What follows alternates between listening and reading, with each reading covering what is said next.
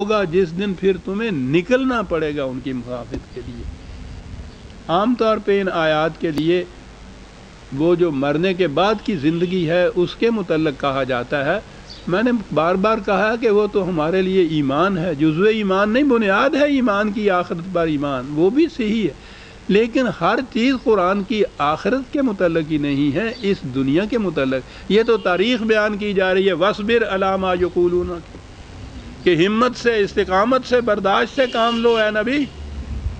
اور برداشت کے یہ مقامات تھے کہ یہ ایک مختصر سی پناہ گزینوں کی جماعت مدینے میں آ کے بیچارے کسی طرح سے اطمینان سے 4 دن بیٹھے، اور وہاں بھی انہوں نے چین نہیں لینے دیا، یورش کر کے چلے آ رہے ہیں سب۔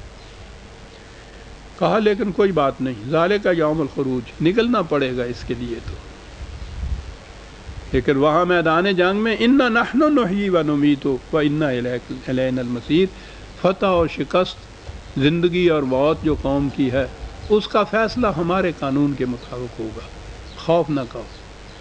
تمام معاملات ہماری طرف لوٹتے ہیں، ہمارا قانون فیصلہ کرتا ہے۔ یہ خدا کا قانون ہی تھا نا کہ یہ حق کے اوپر جو جماعت تھی، بے سر و سامان، تعداد کے اعتبار سے اتنی کم، جیسا میں نے عرض کیا ہے، بالکل پناہ گزینوں کی ایک مہاجرین کی جماعت، ان کے پاس تو تلواریں بھی پوری نہیں تھیں جو لڑنے کے لیے گئے ہیں، تو اس کے باوجود جو شکست ہوئی ہے قریش کو اندازہ لگائیے۔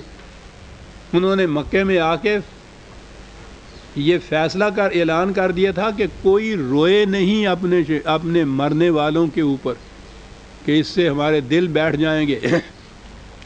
رونے تک کے لیے ممانعت کر دی تھی، اتنی بڑی شکست تھی یہ۔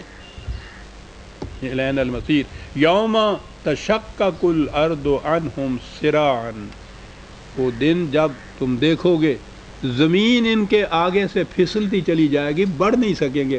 بڑے حسین الفاظ ہیں یہ سارے، بڑی تیزی سے زمین پھسلتی جائے گی، آگے نہیں بڑھ سکیں گے۔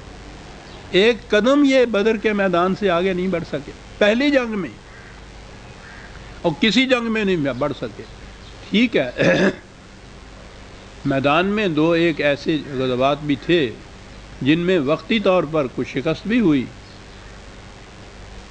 کچھ انتشار بھی پیدا ہوا، لیکن تھوڑے سے وقت کے لیے وہ تھا، پھر سنبھل گیا، یہ سنبھلنے کے بعد پھر کھڑے ہو گئے۔ اور اس تمام دوران میں کسی ایک جنگ میں بھی انہیں شکست نہیں ہوئی ان کے ہاتھوں۔ عجیب بات ہے، حالانکہ اگر دونوں فوجوں کا مقابلہ کیا جاتا تو مقابلے میں یہ کچھ شے ہی نہیں تھے ان کے مقابلے میں۔ اور پھر وہ جو جنگ احزاب جن کو قرآن نے کہا ہے، اس میں تو یہ سارے قبیلے اکٹھے ہو گئے تھے مخالفت کے لیے، جتنے مخالفین تھے ایک ہجوم کر کے محاذ بنا کر آ گئے تھے اس کے مقابلے کے لیے۔ وہ بھی جنگ تھی، وہ جنگ خندق جسے کہتے ہیں۔ اتنی جنگ کے مدینے کے گرد خندق کھودنی پڑی، وہاں بھی شکست نہیں ہوئی اس فوج کو۔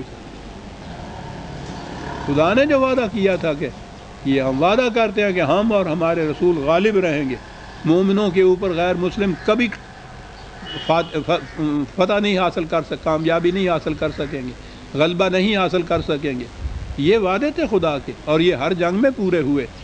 تو کہا کہ جس دن زمین ان کے سامنے سے خود بخود پھسلتی چلی جائے گی اور یہ آگے نہیں بڑھ گئے۔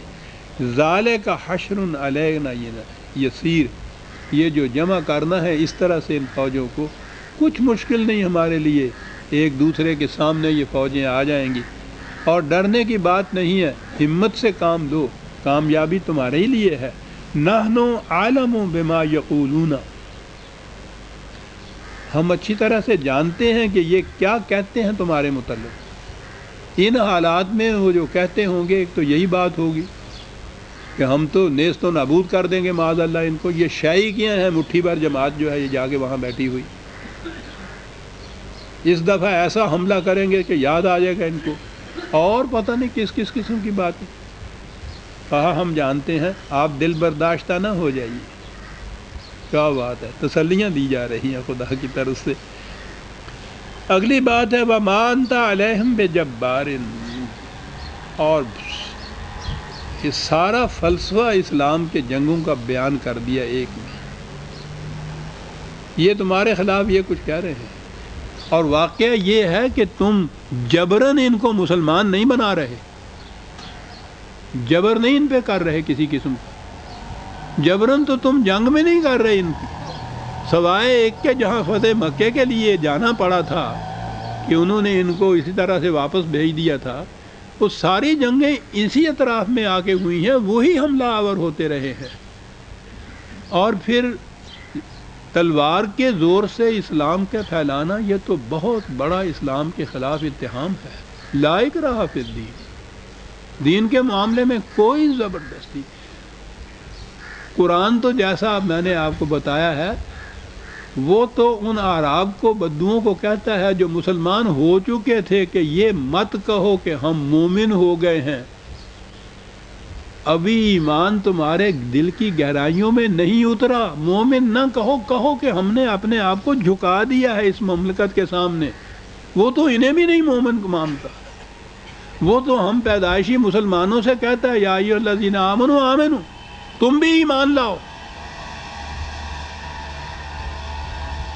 جبر ایمان کے معاملے دو متضاد چیزیں ہیں. ایمان تو امن ہے، یہ جبر میں امن کہاں ہوتا ہے؟ اس کا تو مادہ ہی امن ہے. یہ تو وہ کہتا ہے مومنوں کی نشانی، علامت، خصوصیت یہ ہے کہ اور تو اور آیات خداوندی بھی ان کے سامنے پیش کی جاتی ہیں تو یہ ان پہ بھی اندھے اور بہرے بن کے نہیں جھکتے، سمجھ سوچنے کے بعد تسلیم کرتے ہیں آیات خداوندی کو. اللہ اکبر. تو یہ بجاور و اکراہ، شمشیر کے زور کے اوپر یہ مسلمان کرتے چلے جائیں گے صاحب، سوال ہی نہیں پیدا ہو. قرآن نے تو جہاں وہ معجزہ آپ سے طلب کرتے تھے کہ کوئی معجزہ دکھائیے تو ہم ایمان لے آئیں، قرآن نے کہا ہے رسول سے کہ کچھ مشکل نہیں ہے ہمارے لیے، جو یہ کہتے ہیں ہم وہ کر دکھائیں. یہ تو ساری کائنات معجزہ ہے ہمارا، دکھا سکتے ہیں. لیکن اس سے تو گویا جبراً مسلمان بنانا ہو جائے گا نا کسی کو، کیونکہ عقل و فکر تو معوف ہو جائے گا اگر اس قسم کی کوئی چیز دکھا دی گئی. تو قرآن رسول اللہ سے کہتا کہ کیا تو چاہتا ہے کہ ان کو پھر اس طرح سے جبراً مسلمان بنا لیا جائے؟ ان کو تو ہم مسلمان تسلیم ہی نہیں کریں گے. اللہ اکبر. جنگ کے معاملے میں یہ کہا وما انت علیہم بجبار، ایک آیت، ایک لائق کا ایک لفظ طے کر گیا کہ حضور نے جتنی بھی جنگیں لڑی ہیں، جتنی غزوات ہوئے ہیں حضور کی زندگی میں یا صحابہ کبار کی زندگی میں، وہ اسلام کو بزور شمشیر پھیلانے کے لیے نہیں تھا. اسے مسلمان تسلیم ہی نہیں کیا جا سکتا جسے اکراہن اس ایمان پہ مجبور کر دیا جائے. یہاں کہا، جنگ کے میدان میں کہا ہے کہ کامیابی تمہیں حاصل ہوگی لیکن تم ان پہ اسلام کے معاملے میں جبر نہیں کر سکو گے. قرآن میں یہ ہے کہ دشمن کا بھی کوئی ایک شخص اگر جنگ کے زمانے میں تمہارے پاس امن ڈھونڈنے کے لیے آئے تو اس کو امن پناہ دو. پناہ دینے کے بعد قرآن سناؤ اس کو، پھر اس سے خود پوچھ لو. اس کے بعد وہ اگر کہے کہ نہیں صاحب میں تو جانا چاہتا ہوں، تو کہا اپنی حفاظت میں اسے اس سرحد تک پہنچاؤ جہاں پھر اس کے بعد اس کے اپنے آدمی ہوتے ہیں. اللہ اکبر. دشمن پناہ کے لیے آیا ہے، صرف قرآن سنانا ہے اس تک، پھر اس پہ چھوڑ دو.